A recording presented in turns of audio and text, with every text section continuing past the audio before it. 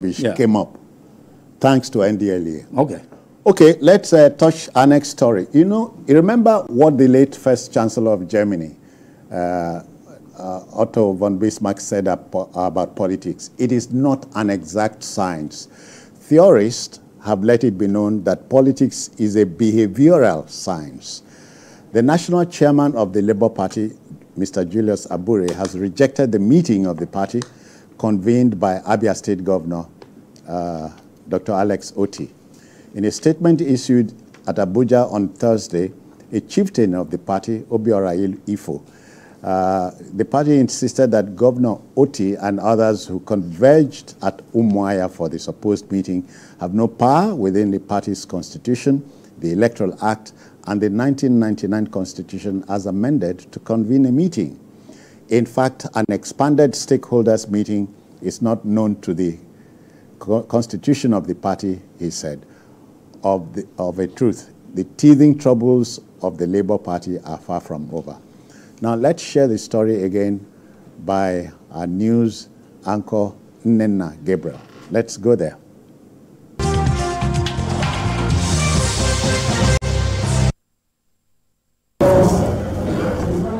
Recently, the Labour Party has had existential problems. This meeting is convened to solve these problems, as well as chart a way forward for the party. The Labour Party has known no rest after the general election. Some members, even during the elections, claimed ownership and headed to the courts, causing the party and its supporters to remain confused. But to settle all the issues, the Labour Party stakeholders, led by the only governor flying the party's flag, Alex Otti, and their presidential candidate, Peter Obi, the vice presidential candidate, Dati Baba Ahmed, are gathered to see how fences can be mended. And I want to assure you and reassure you that my intervention in hosting this meeting today is to solve the problem which you all know. We're not trying to set up another leadership. No, we're not trying to do this. It's just a system that will help to get to where we're going. That's what we want to do. Not another group that can become a problem for everybody, but a group that will solve the problem. The leadership resolved to set up a 29-member committee to be chaired by former Minister of Finance, Nenadi Osman. She is saddled with the responsibility of repositioning the party for the forthcoming off-cycle elections. All the stakeholders are optimistic that this action is a positive development and will help in building the party to an enviable position. We have to put hands together to make sure that we put back our party in its rightful position. The party also resolved to encourage members to withdraw all pending litigations against the party in court. My name is Nigeria. I believe in Nigeria. And when people say my Nigeria don't approve to us, I said, well, it's we that allow everything to happen. The followers of LP should take ownership of the party. In the 29-member committee have 3 members each from Nigeria Labour Congress and Trade Union Congress, 3 senators, 4 House of Representatives members, among others. However, absent from the meeting were the party chairman, Julius Abure, his deputy, Lamidi Apapa, and others in their camps. The stakeholders say they are committed to building a stronger and better Labour Party and solving its problems. Nnenna Gabriel, TVC News, Umuahia.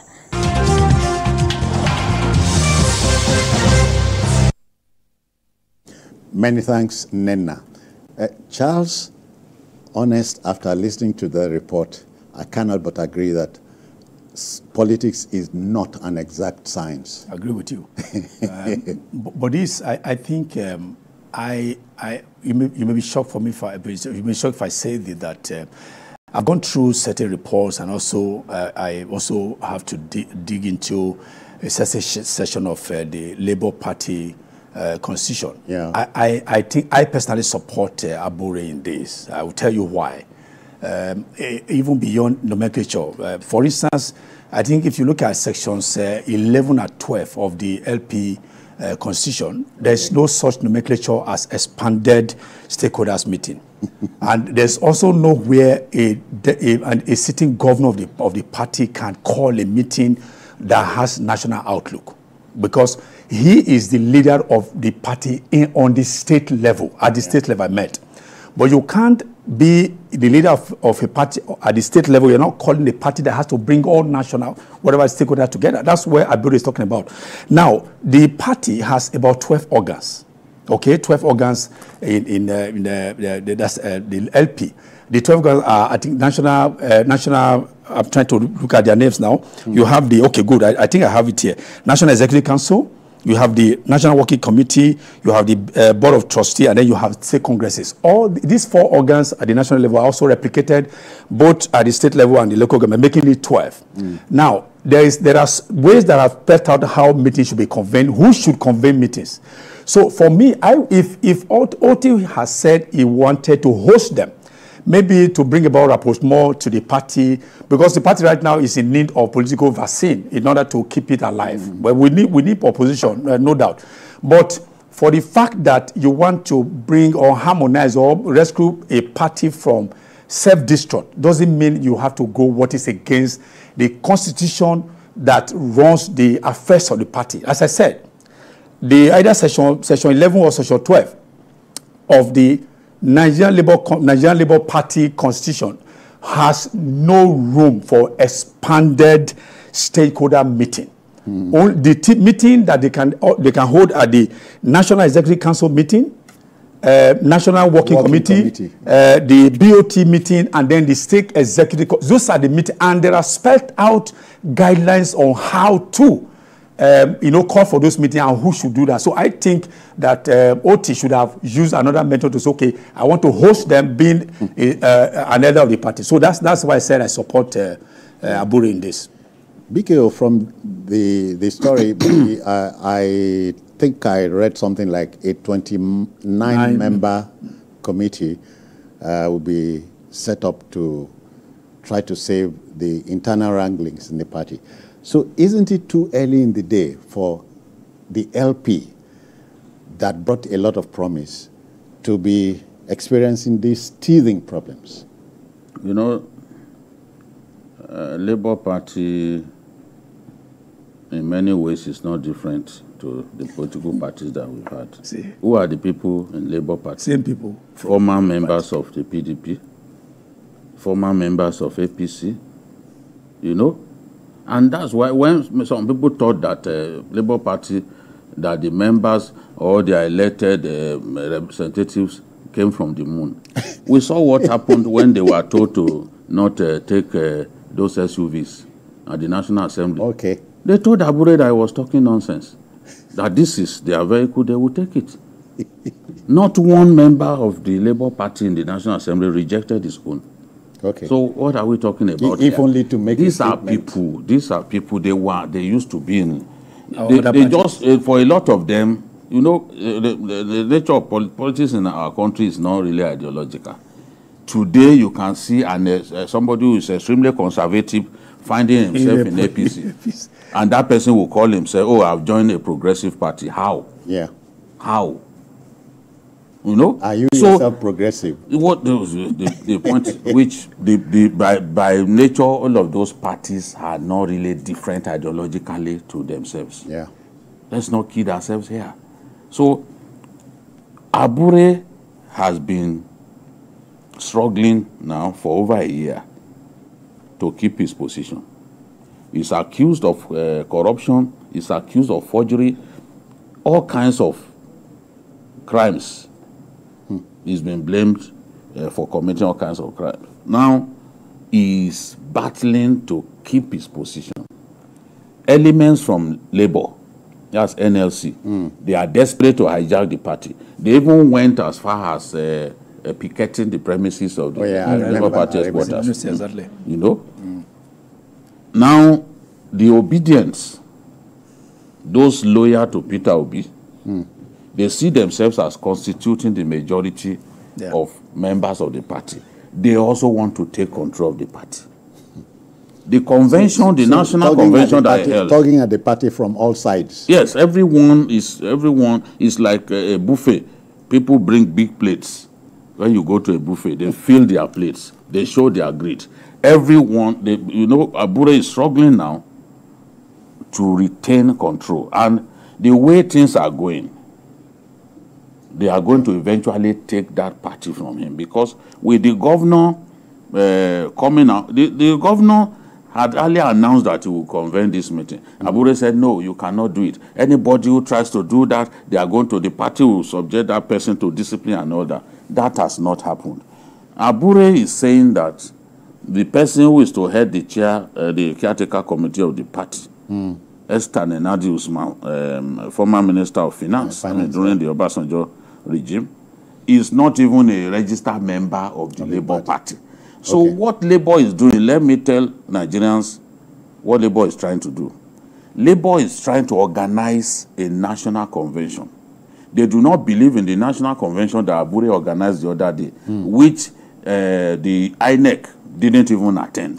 So they are they want to organize a new national convention and make the party have a much more national outlook, with Hausa, Fulani people holding positions. I mean, just spreading positions across the length and breadth of our country, so that when 2027 politics begins to gain, people can now see them as an alternative to the PDP, because they know that PDP is still there, but they are trying to see that in the grand scheme of things, when they start discussing, then the North can see it as an alternative. This is the grand plan. Abure, they will eventually dislodge Abure from the party headquarters. I know that this will be the next plan. Abure will go to court. The courts may support him, but it takes time before judgment is delivered. And during that time, you ask, for how long?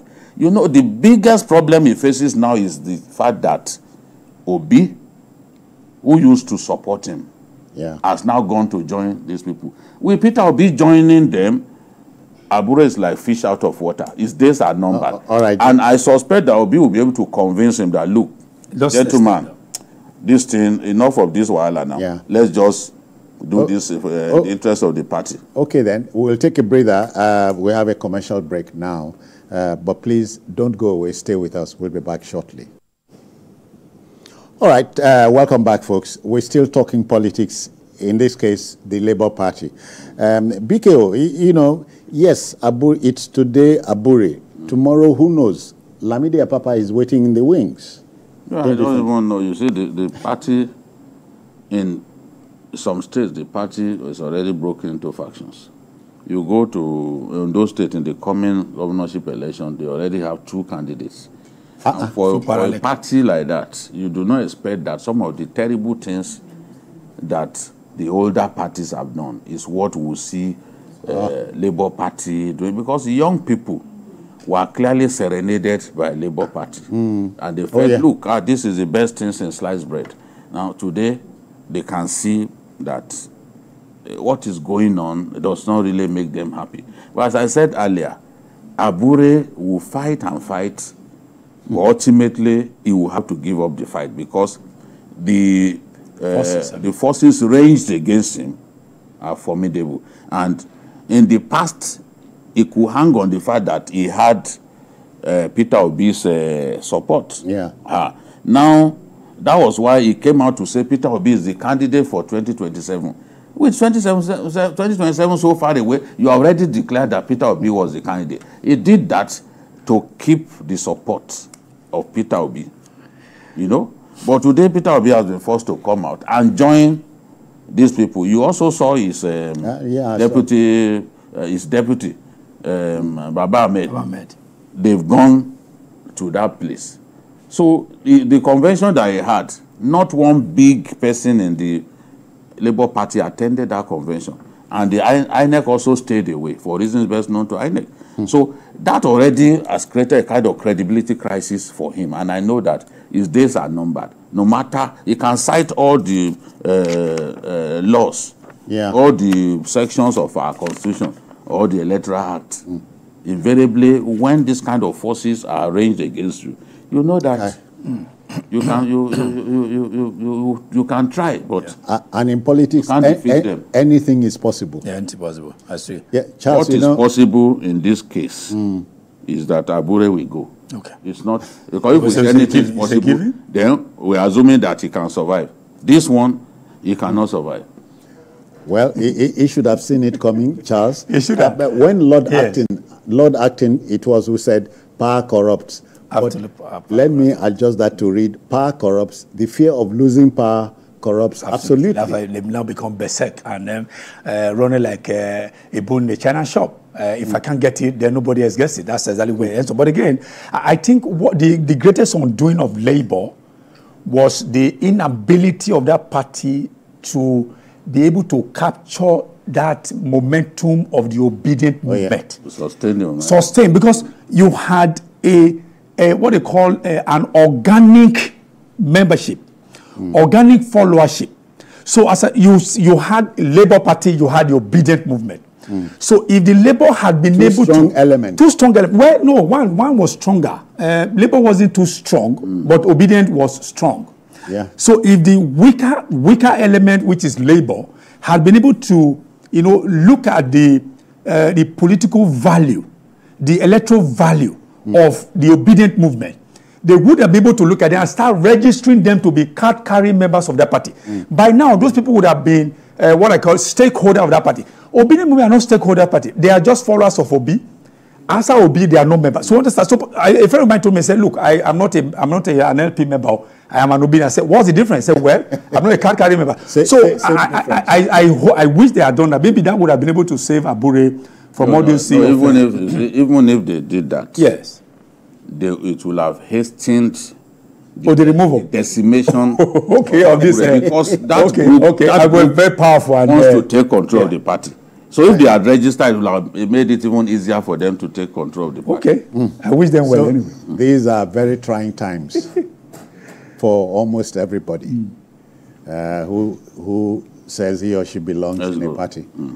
Okay, to our last but not least story. These are very tough times indeed. The mark of a government is how it responds to situations, given the anxiety of Nigerians over the hardship generated by a rising price of a liter of the premium motor spirit or petrol. The federal government has jumped into the fray. It assures that there is sufficient supply of petrol in the country and that by the this weekend, the product will be available nationwide. The Minister of State for Petroleum Resources, Heineken Lokpobiri, assures that President Bola Tinubu is deeply concerned about the hardship Nigerians were facing, even as he hopes that the situation would cease as soon as distribution stabilizes. Again, Lokpobiri added that the federal government was not fixing prices as the sector was already deregulated. Nigerians should avoid panic buying, he advises. First, let's hear from the Minister of State.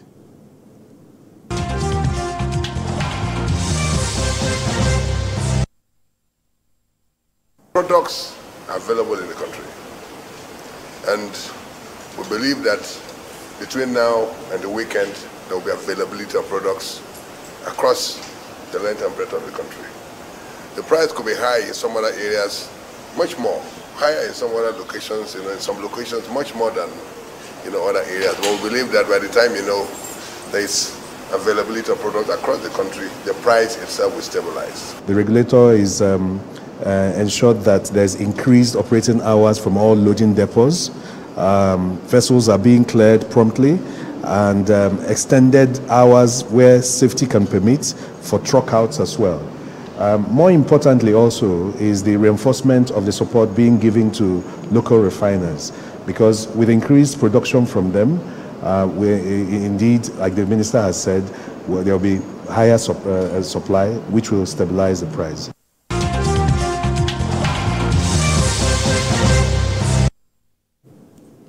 Welcome back. BK, these are trying times. Yes, the federal government is assuring us that they have enough petrol, and that by this weekend things will begin to ease. Now, that's what Nigerians want to hear. It's unfortunate that in spite of rising prices of petrol, product availability is a big problem, and it's inflicting serious pains on our people. The NNPC should do its best to ensure that people do not have to waste man hours in filling stations, some of them sleeping in filling stations. This pain has to stop. And I expect that, just as the minister has made this assurance, that we'll begin to see changes. I don't know when exactly product rollout from Dangote refinery would happen, when NNPC and other marketers will begin to take products from Dangote. But from the evidence that we have, Dangote refinery is ready. This is a sample of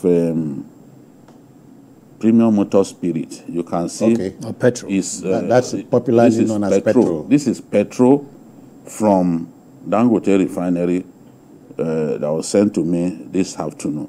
You can see it's very much, it's almost crystal clear. Yeah, like water. Quite unlike some one we are used to. Yes, what we are used to. It's usually close to yellow, yellowish and red in those days, the 70s and 80s. Yes.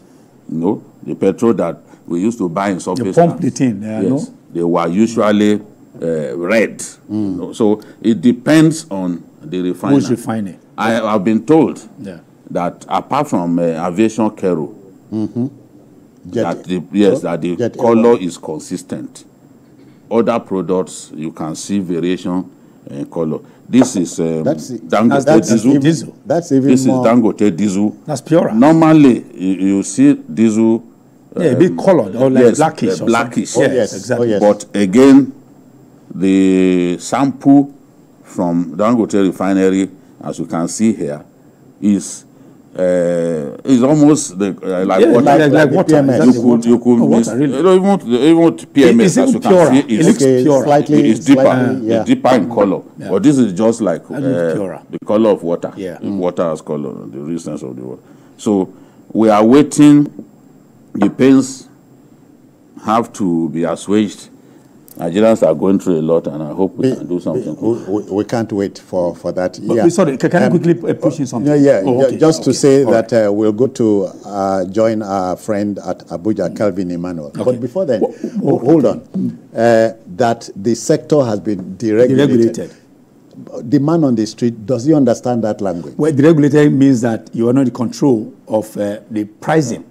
If you got yours from Akwa Ibom, and then you ship you ferry it to Lagos. I mean, there are markups. Okay, there are whatever is going to maybe the transportation, the checkpoints on the road. So you build all those into it, and then whatever it appears here at, then you need to also mark it up for your profit.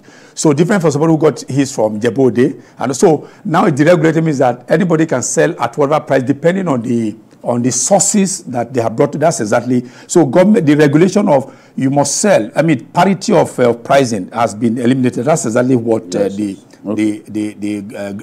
bus stop economists should know. But again, what I'm technically about this thing is, I'm not professional in that. What would it be? What will it serve the engine? Engine has been used to colored petrol, I don't know. That's my worry. Yes. Okay, they smelly fuel.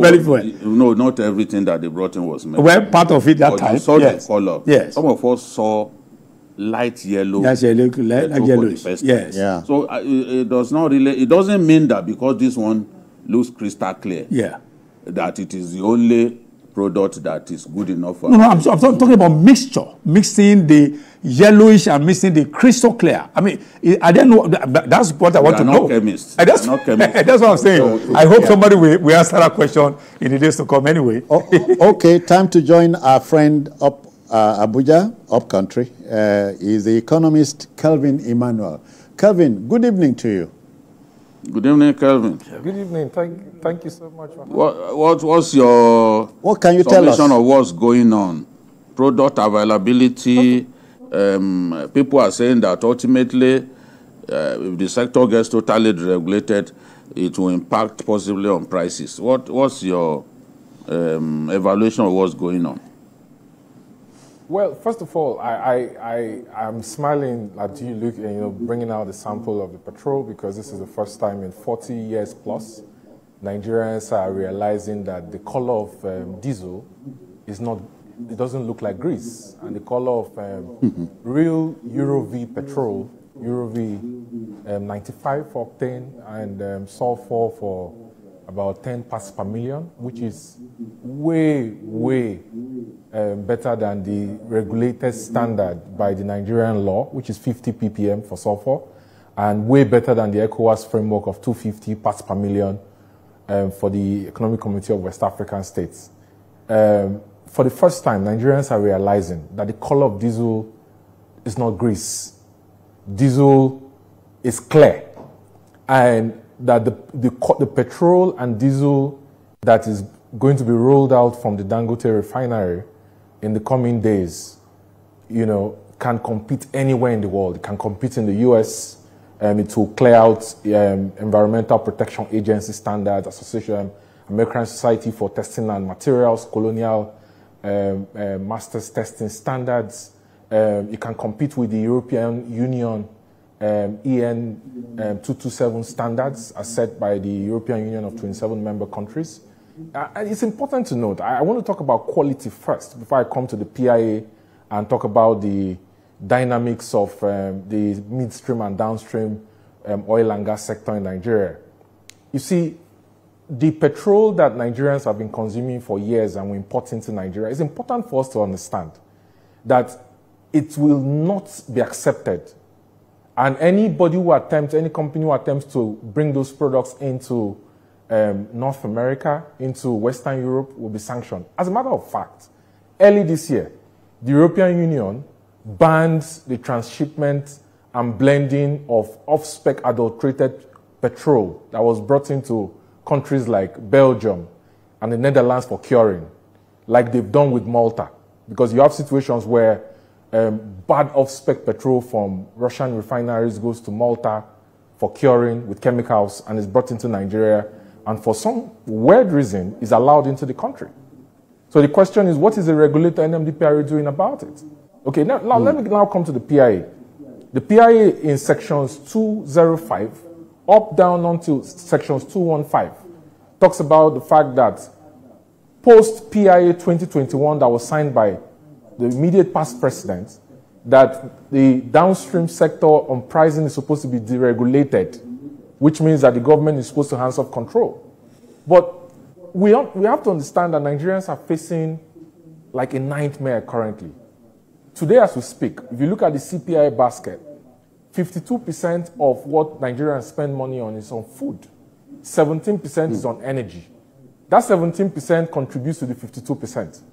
Okay, because you need fuel and diesel to transport, and it contributes a lot to production of food, Then, if you look at the fact that NNPC controls most of the imports of petroleum products, because most of the independent marketers don't have access to FX to be able to bring in products into Nigeria, and based on the PIA, where NNPC is supposed to control only 30%, they control 100%. And NNPC, out of that 100% they control, they have what they call like a crude oil swap arrangement in modified carry agreements, where they exchange Nigeria's crude oil under what they call a crude oil intervention stock for domestic crude oil supply obligations to get PMS, which in my opinion doesn't make any sense, because what you're doing is you're simply giving out Nigeria's crude oil, which you're supposed to sell to get FX, or give to the local domestic refiners according to sections 109 of the PIA, in exchange for getting PMS, which is only 43% derivative when you refine a barrel of crude oil. So that's why you've had a situation, for example, where today as we speak, NNPC owes $6.8 billion to international traders. And most of them have their vessels, their tanker vessels, offshore on financial hold, and they are refusing to discharge to Nigeria. So, today you have a situation where the most credible solution to Nigeria's scarcity of petrol is the Dangote refinery. It's working, it's been tested, it started producing. In fact, it started producing higher distillates, and you can see the sample in the studio that the refinery is finally ready to roll out products. So the question we have to ask is, why is there like a dilly-dally between NNPC and between State House and between Dangote refinery on one side is saying, okay, we need to hear from the government because only the government, based on the current realities in Nigeria, ignoring the PIA, can set the price of PMS, because the government can say, oh, you know what, Dangote is not responsible for setting price of PMS. We need to have an agreement on how this is going to work. You know, and the government is saying that, oh, well, NNPC is saying we're going to wait until September 15th, which is the date that Dangote refinery is given. Well, Dangote refinery is ready to start rolling out products. Where is NNPC? The State House has not clearly given an instruction to NNPC to say, you know what, we're deregulating this market, because the State House understands that there are political consequences for petrol price going above the current regulated price. As a matter of fact, petrol filling stations across Nigeria, they've adjusted their meter. This morning, I bought 60 liters of petrol for my car at 945 per liter. I'm not complaining because I understand the dynamics and the complexities of the midstream and downstream sector in Nigeria. You know, but how many people in Nigeria can afford that? So the question is the government going to ask NNPC to send out a press release expressly stating that we've deregulated the market, or is the government going to apply an under-recovery on that? And even if it's going to apply an under-recovery, and this is where it gets tricky. This is where it gets tricky. Only people who stay in Lagos and Abuja are going to enjoy the benefits of that. And the reason is because, number one, Nigeria doesn't have functioning petrol pipelines around the country that can distribute and evacuate petrol from major terminals, number one. Number two, if you're going to take products through batches across the rivers, from Lagos to the Niger Delta, to Onne, to Calabar, you're going to take products to Bonny River Terminal, you're going to take products to Onitsha. You know, I don't think there are access routes for you to take products up all the way to Yola, Damawa. At what cost are you going to have it? If you're going to truck products, at what cost are you going to have it? You don't have a petroleum equalization fund. Okay? Nigeria doesn't have, and this is why I've always been complaining about the fact that Kevin, we don't have so much time. How soon do you think, because what we were told was that Naira for crude will take off in October. Yeah. Given the supply hiccups that we have, do you envisage that this can happen quickly? Yeah. Well, it depends on the government. I think the ball is on the government's court. If the government is able to supply Dangote refinery the feedstock it needs, right now at about 72 to 75% capacity utilization, it needs anywhere around 15 million barrels of crude oil per month, about 500,000 barrels of crude oil per day to be able to function. If the government is able to supply and keep to the terms of sections 109 of the PIA that says that the government can either, you know, supply to the domestic refiners in dollar or in naira, so that you don't have to hedge your pricing when you're delivering the products in US dollars, which in my estimate will cost you anywhere between 55 cents and about 80 cents per liter, you know, then the government and the refinery can sit down on the table and structure out a pricing template for the public. Well, it depends on the government. I think the ball is on the court of the government to decide. Well, Kevin, I have a question based on what you just said. Well, I personally am confused, because if Heineken Lubobiri has told us that the pricing or the price of fuel has been deregulated, on the one hand, we are still waiting for Dangote saying it's waiting for government to also do appropriate pricing. So if a product has been deregulated, why wait for government to still fix prices of a product that has been deregulated? Please help me out there, Kevin. Mm-hmm.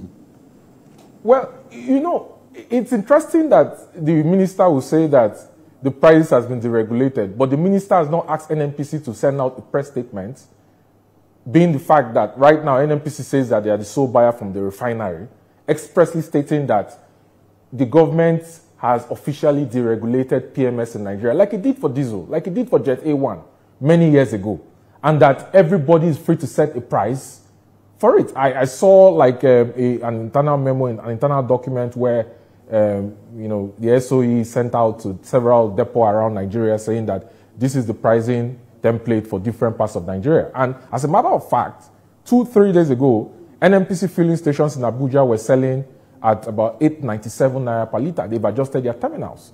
Their network from their central control has adjusted their terminals. So the question is, why has NNPC not put out an official press statement to clear the confusion in the market that the market has been deregulated and everybody is free to set the price?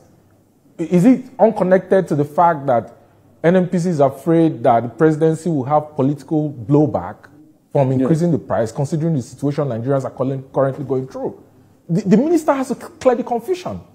He is the one that is in the seat to bring the parties together and hammer things out and clear the confusion. That's why there's confusion. If he's saying one thing on one hand and then he's not taking action on the other hand, then he's causing confusion in the markets. No, but Kevin, you and I know that even at 894 or whatever, or 850, it is still not appropriate pricing. Oh, yeah. Oh, yeah. Because it is still below the landing cost. Which is one. So perhaps because people are already threatening that in October they are going to take to the street, perhaps they are hedging their bet about what should be done, because there is no way Dangote can sell below 1,000 naira per litre.